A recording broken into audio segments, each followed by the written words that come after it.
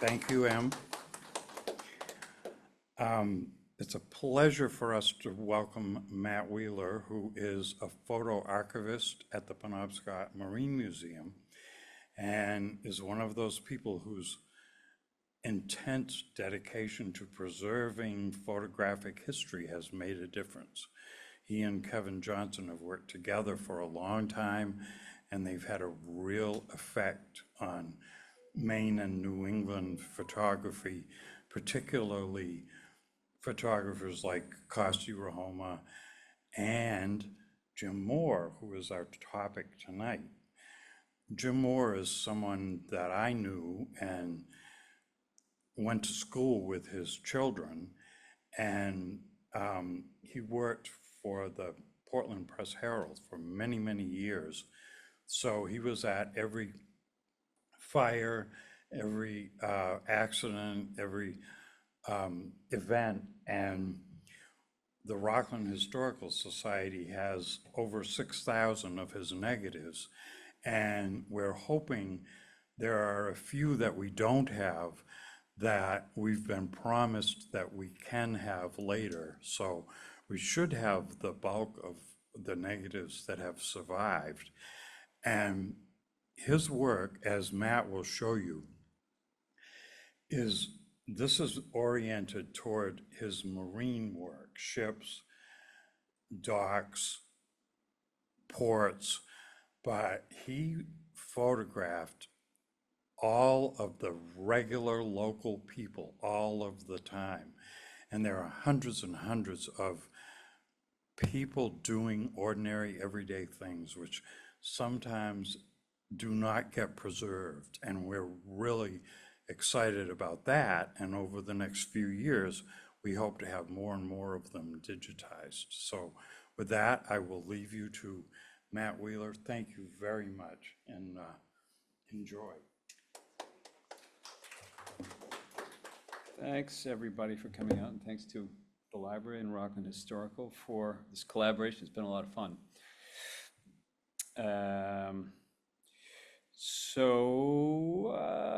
Just a word about, as Brian mentioned, I work at Penobscot Marine Museum, and if you feel like coming to visit us this summer, the Route 1 construction is almost completely cleared up.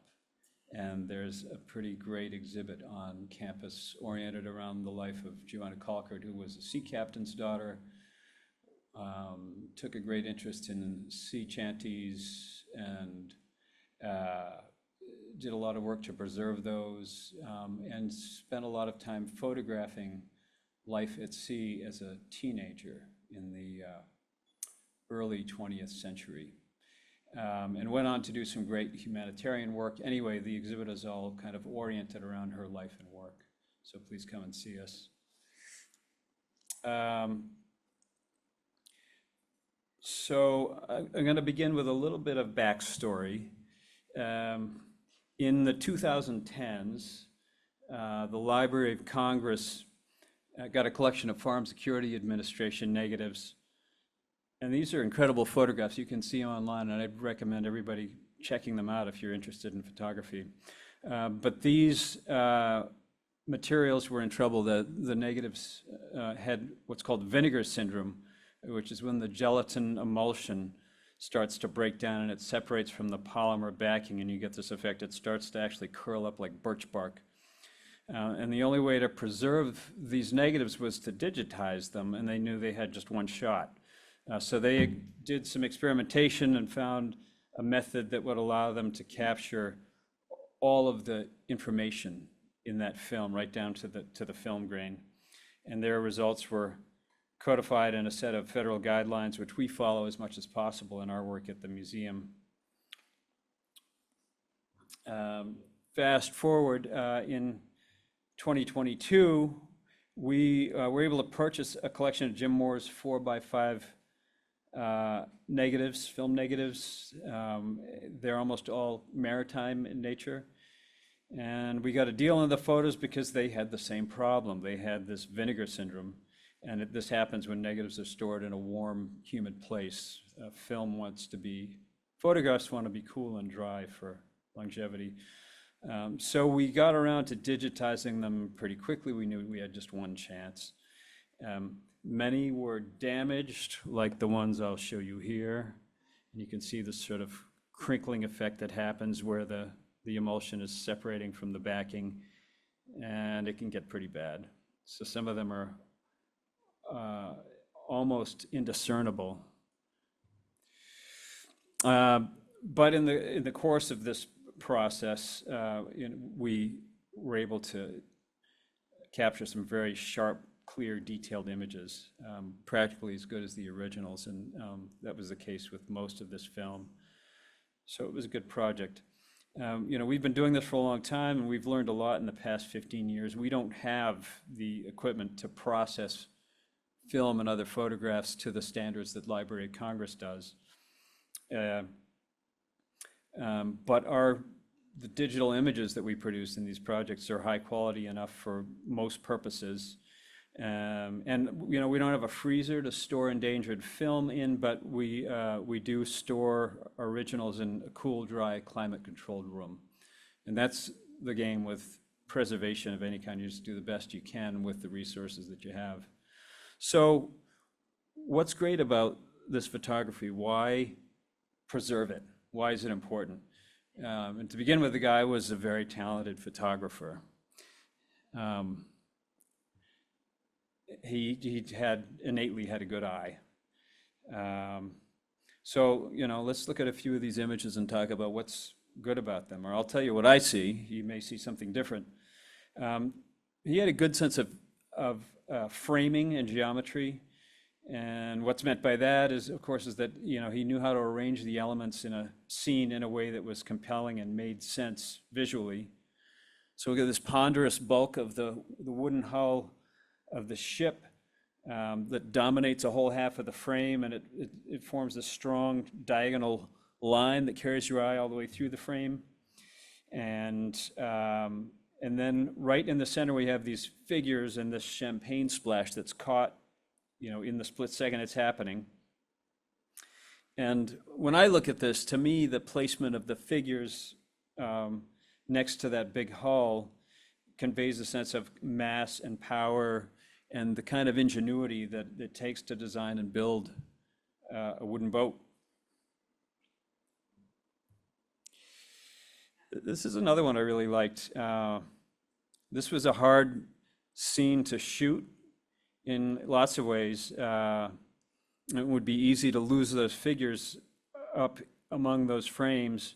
And so we caught them from below and kind of nested them among these timbers, and it frames them very nicely, I think. It's an unusual photograph. He had to use a flash because he was indoors, and that's kind of a double-edged sword. It's very easy for objects close to the camera to be too bright. But I think he got pretty lucky with this one, and he was able to balance that with some of the light falling on the boat builders. So photography, it was not originally viewed as an art form like painting, because there isn't any mark making, and the only time you use your hands is in these, primarily in these kind of mechanical processes. So in a sense, the photographer makes marks by the way that she or he the way that they position themselves and the camera in relation to the contents of the scene. That's how you make marks in a photograph. There are lots of great lines in this photograph. We got all these diagonals kind of converging upward, and they sort of lead your eye from the left to the right, to the upper left-hand corner of the frame. And this perspective, literally elevates the figure, and it's kind of like a kid's point of view. So it's very interesting in that way. In street photography, as well as in journalism, part of the creative process is waiting until the motion in a scene arranges everything for you. And it's obvious from looking through Jim's photos that he had a talent for this. So here we kind of see things from the perspective of the boy in the lower left corner of the frame. And the boat's in the center, but the photo is as much about this boy watching all of this happening. We're seeing this kind of fantastic moment He's seeing it in his own world. The sun is lighting the scene with these pennants flying on the boat and water foaming where the cradle impacts it. You see the crowd gathered in the distance on that pier. So it's kind of gives this feeling of jubilation. The French photographer Henri Cartier-Bresson talked about the decisive moment, and it's that moment when everything kind of falls into place and you take the picture right at that moment. So it's kind of the task is just hanging out and paying attention. And dynamic shots can be tricky. You can see here, there was a split second where the two figures moved apart, so they were both visible and their poles were crossed, and their nets were upside down, emptying alewives into the pen. And we got this boy looking in from the right-hand side of the frame. So he was quick and he had good instinct. And the photographer I mentioned, Cartier-Bresson, I don't know if anybody's familiar with him, but he was also a photojournalist, but his early work, a lot of it had this weird kind of absurd quality. And I see kind of glimmers of that here and there in Jim Moore's work. And here we got this house, and I'm sure there's a good explanation for it, but you can see the chimney's been constructed across the windows on the second story. So it's just kind of ridiculous to look at, and it's, you know, it's humorous, I think. And there's another example here. Whoops, I think I went by. That's too bad. No, well, one of the photos didn't get loaded in there. He had another photo of a huge, probably, I don't know, an elm tree or something that had toppled over in somebody's yard, and you can see this huge root mass. And he's taken a photo when there's a car speeding by, and it's right where the root mass is, and it almost looks like the car has knocked this huge tree over. It's very funny. And you know, another thing that a good photographer is able to do is to find kind of unusual ways to frame subjects. And I like the way these two figures are they're kind of held in this angle between the sheer line of the boat and the boom of the crane in the background. There's another example. Here we've got these two guys up in the cross tees in the rigging, and you know, they're contained in this angle formed by the rigging, and it's kind of a dramatic photo, and that's one of the reasons I think it has some drama. So yeah, the guy knew what he was doing. He was gifted. He had a natural gift. He was also very accomplished, did a lot during his career.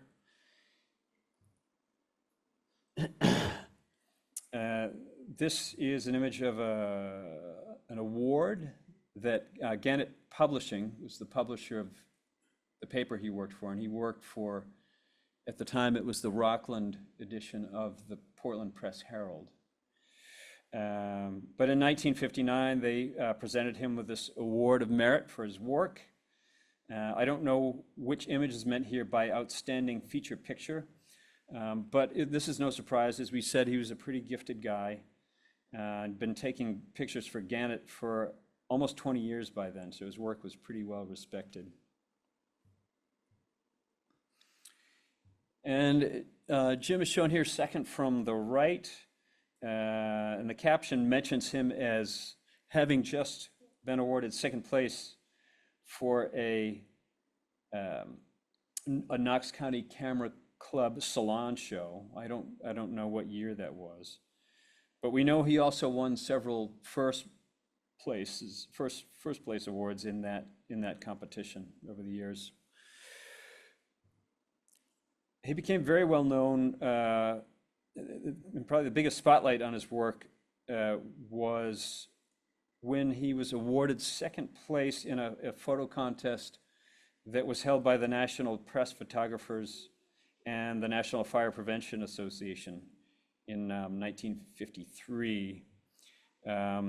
He shot photos of this big fire that destroyed a lot of the south end of Rockland a few months before he was awarded the prize.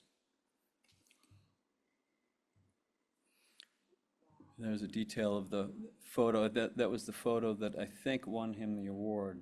I believe that's true.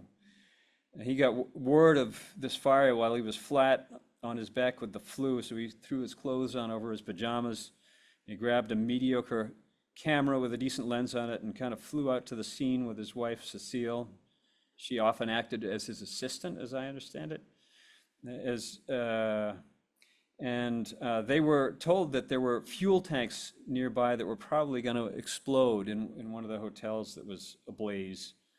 And so it was decided that Cecile would have to clear out, but she accidentally left with his tripod. So as he put it, I had 2 headaches at the fire, one from the grip and the other from a 40-mile-an-hour wind and driving rain. I had to brace my camera on the hood of a parked car. And he held the shutter open with a paper clip so he could focus on the ground glass. The camera was didn't have a viewfinder. And this is hard enough to do in good weather. There he was in the middle of a storm with everything very dim and rendered upside down.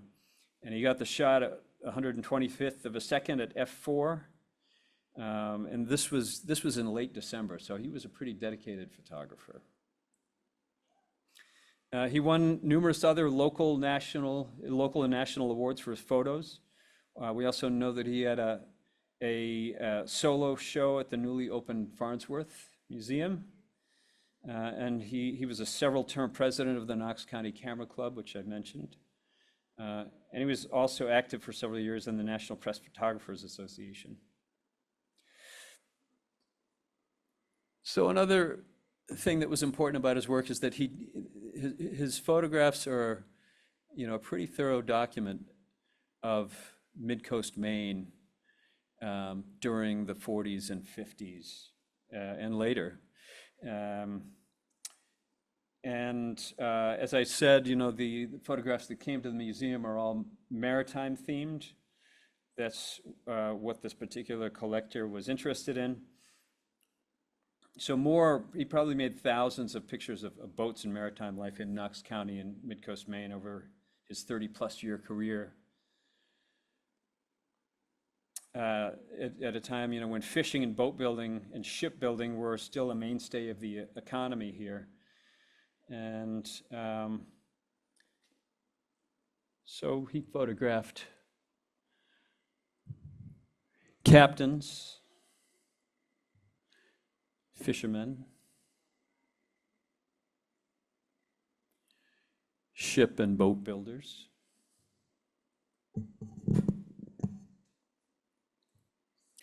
Coast Guard officers and Santa Claus, sardine carriers, schooners, tankers, cruisers,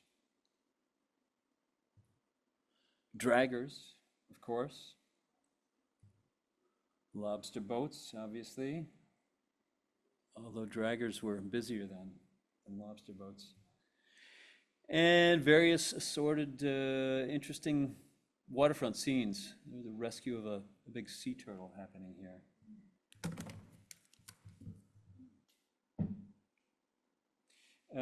He was very much a shoreside photographer. I noticed in browsing his photos that there really weren't any taken offshore. Apparently he didn't have the time to take trips out to sea. And just as a journalist documents important events in the lives of people, so also with boats. He's got many photos of boat building, which is, such a painstaking process, requiring hundreds or thousands of hours of work and loads of expertise. Launches, the crowd shows up, the boat's christened and hits the water for the first time. And there are even a few photos of wrecks. I don't believe that this one was fatal. I think they were able to salvage her. So it's clear to us that Jim had a gusto for photography and he loved what he did.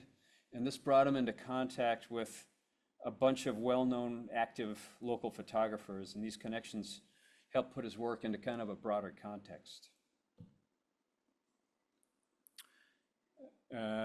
We're pretty sure he rubbed elbows with Irving Neville's, and that's not Irving Neville's, but we don't have a photo of him. That's one of Neville's photos.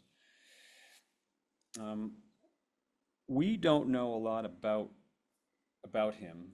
I photographed a lot of maritime scenes, and he had images published in National Fisherman. He was a member of the Knox County Camera Club along with Jim Moore. Neville's photography was very similar to that of Carroll Thayer Barry, who many of you probably will have heard of. Barry and Moore had a long friendship. Carroll Thayer Barry's photographs also came to the museum in 1977, very large collection. He was a talented and very successful printmaker and painter. He was a founding member of the Maine Coast Artists, which is now the Center for Maine Contemporary Arts here in Rockland. 40 years into his art career, he became a dedicated photographer, and his photographs were often studies for his woodcuts. He was with the Knox County Camera Club, and he hosted meetings at his house for several years. Moore remembered the intriguing clutter of artwork, a printing press, block cuttings for printmaking that were all scattered around this studio.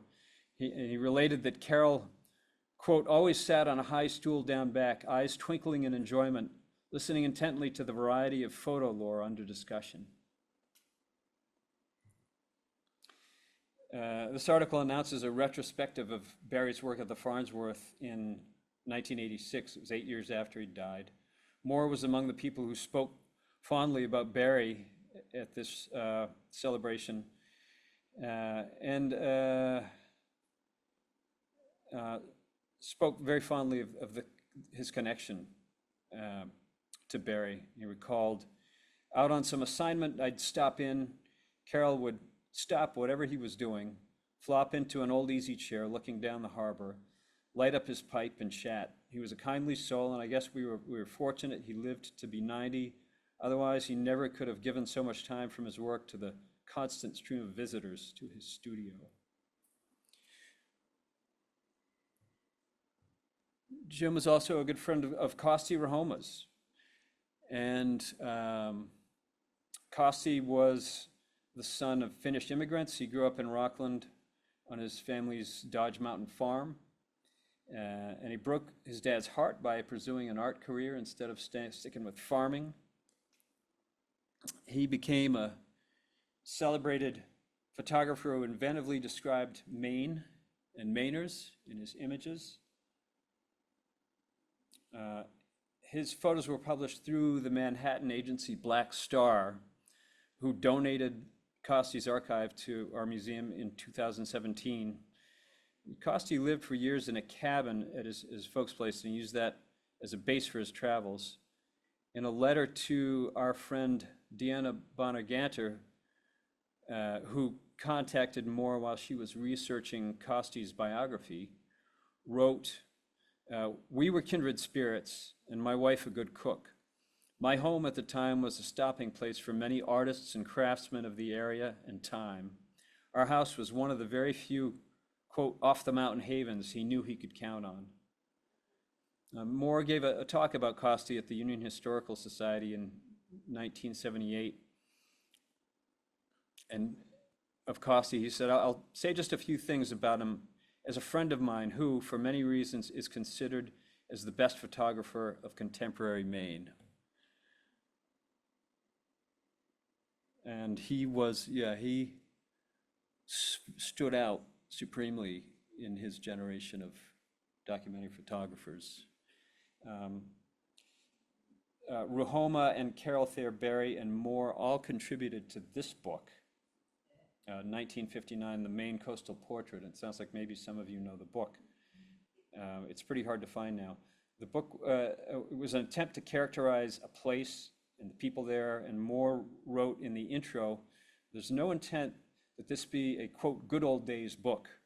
Rather, it hopes to be a portrait of the basic stock that makes Maine an exceptional state. And if you can get your hands on it, and they may have a copy here at the library, the photography is quite good. I recommend taking a look at it. And as I said, it's not easy to, I poked around on the web and you can find it online for $120 or more. But it helps illustrate the sometimes fine line between art photography and documentary photography. It also gives a glimpse of the wonderful creativity that has always been at work here in Midcoast, Maine. And it's to Moore's credit that he made a contribution to that. And I don't know very much more about Jim Moore, so I thought that I would just present a few of the images from this exhibit. I didn't know whether or not any of you would have seen the exhibit because I heard that there had been a problem with the installation. So if you bear with me for just a minute, we'll take a look at some of those images that I chose. And our friend Maynard Bray wrote the captions for the exhibit, and he's been a great friend and collaborator for quite a while.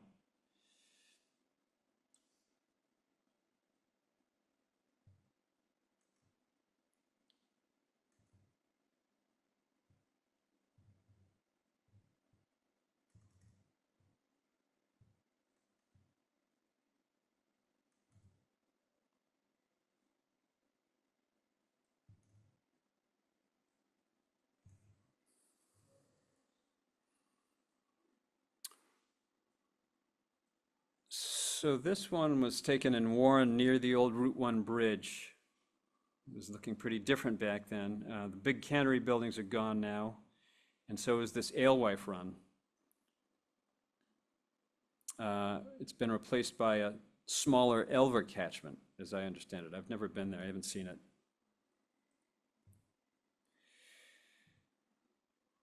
The fellow holding court here was Oat Lewis.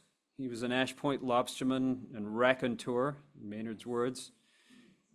And as Maynard puts it, here he basks in the glory of the sea goddesses as he shows them all about lobstering in preparation for Rockland's upcoming lobster festival.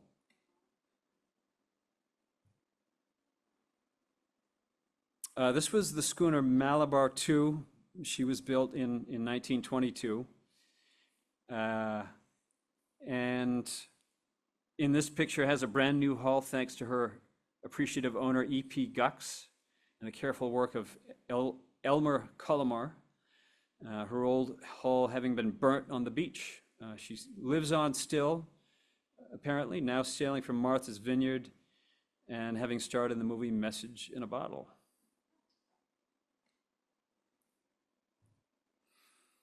So here's the scene. In the scene, we see a lobster boat towing a newly launched dragger, and we didn't get her name, the name of the dragger, that is.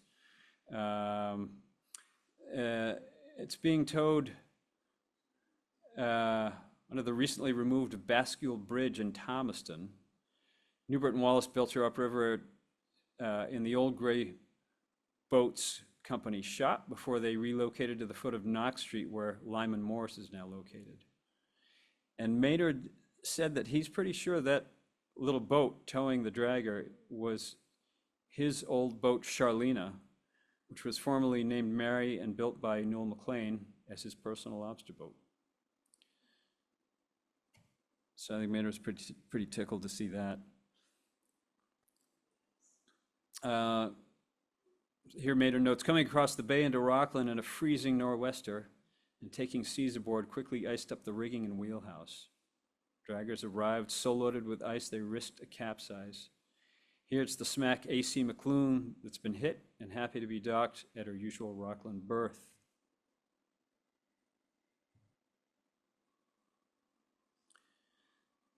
This was taken at the launching of Murray Peterson's interpretation of a Block Island cow horn. The Camden Shipbuilding Corporation, under master builder Malcolm Brewer's guidance, built the boat But the client backed out, and Kerry Bach, one of the yard's co-owners, stepped up and purchased the boat for his son, folk singer Gordon Bach.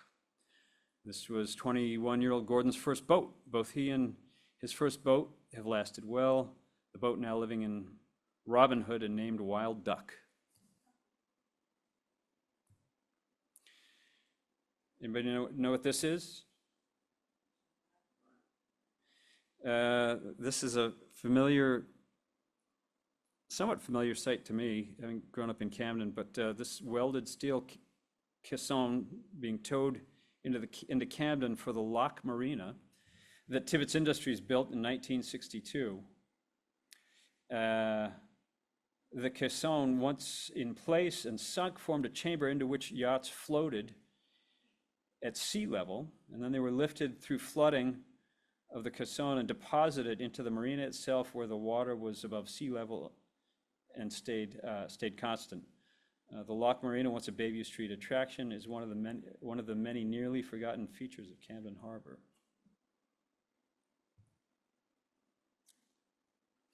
This is Lucian Green and his family at Rockland's launching ramp, where the sloop Dolphin awaits launching. Lucian and his friend Dr. Root each built one of these boats. Root's named Porpoise. These are replicas of the well-known Harrishoff 12.5 footers, which are actually 16 feet overall, a fleet of which sailed from the North Haven Yacht Club and another from the Tarrantine Yacht Club of Islesboro. These two skilled amateurs acquired one of the damaged originals and used it to guide them in building these duplicates. Yeah, there's a lot of ingenious boat building going on here at the time. This was a cold weather launching in January '63 for the dragger Suzanne. And we see here master builder Roy Wallace having to steam the ice off to expose the ways before the boat can be launched. And like all wood-hulled draggers, the bilge has been protected against chafe by a sacrificial sheathing of spruce boards, where the net and its floats and all will be hauled aboard.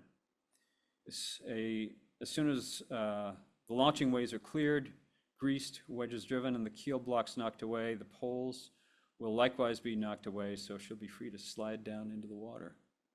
That would have been a fun sight to see.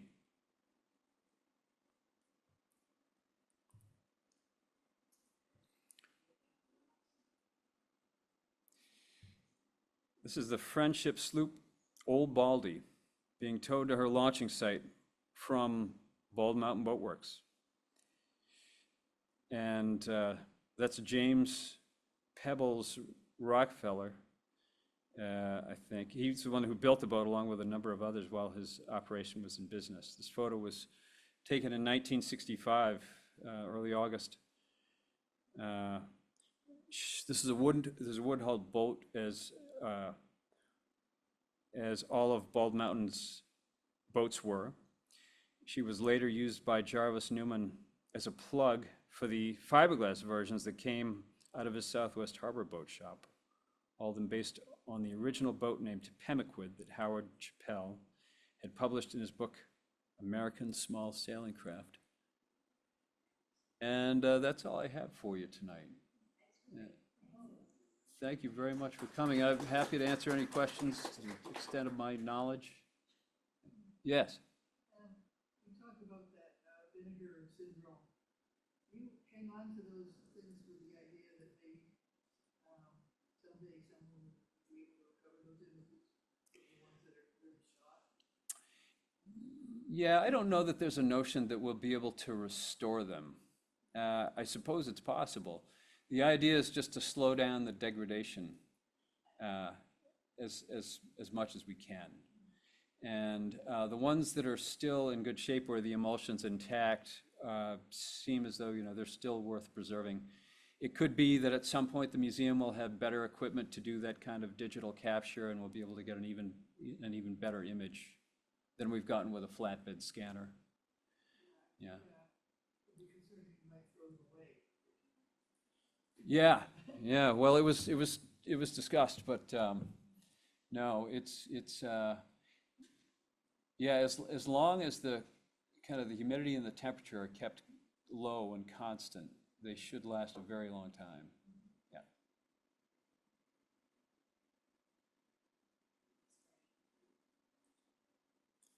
Well, thanks again for coming out. I think the humidity is finally leaving. I think it's going to get a little more comfortable for sleeping. Excellent. Well, thanks so much to everyone for joining tonight, and thanks so much to Matthew. Thank you. Excellent.